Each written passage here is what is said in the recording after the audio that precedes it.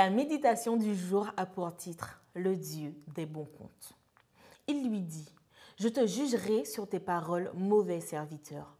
Tu savais que je suis un homme sévère, que je prends ce que je n'ai pas déposé et moissonne ce que je n'ai pas semé.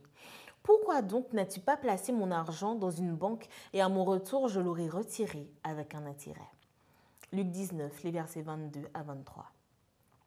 Dieu ne renonce pas à son droit de juger même ceux qui ne croient pas en lui, qui ne le cherchent pas, qui ne le craignent pas et qui ne l'aiment pas. Cela démontre qu'il se reconnaît comme propriétaire et seigneur de tous les êtres humains compris. Cela démontre aussi qu'il nous considère comme ses serviteurs ou ses administrateurs, peu importe que nous l'acceptions ou pas, que nous y croyions ou pas, que nous le fassions bien ou mal. Il n'est pas le genre de juge qu'on destitue à l'aide d'un subterfuge légal ou d'une accusation à son encontre. Dieu est le juge qui remplira sa fonction malgré ce que nous en pensons.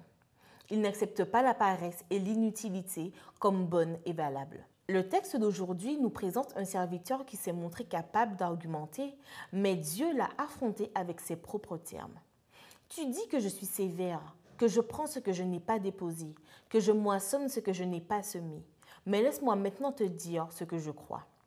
Il me semble que tu ne crois même pas cela de moi, car autrement tu aurais fait quelque chose avant que je vienne chercher mon capital. Mais tu n'as rien fait.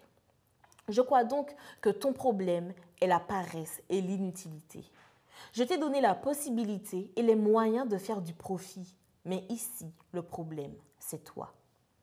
Tu n'as rien fait de ce que je t'ai donné. Tes propres paroles te condamnent. Le reste n'est qu'excuse pour justifier ta paresse. Tu peux penser ce que tu veux de moi. Ce n'est pas pour cela que je te condamne. C'est ta paresse et ton inutilité que je condamne, car une telle attitude ruinerait mon royaume, comme elle a ruiné ta vie. Enfin, le texte suggère que Dieu attend de nous le meilleur. Il s'attend à ce que nous lui apportions des bénéfices. Pas moins, pourquoi donc n'as-tu pas placé mon argent dans une banque et à mon retour je l'aurais retiré avec un intérêt? Ne l'oublions jamais. La loi de la vie en Christ est de le servir et d'être utile, et le résultat minimum qu'il attend est que nous produisions des bénéfices pour son royaume.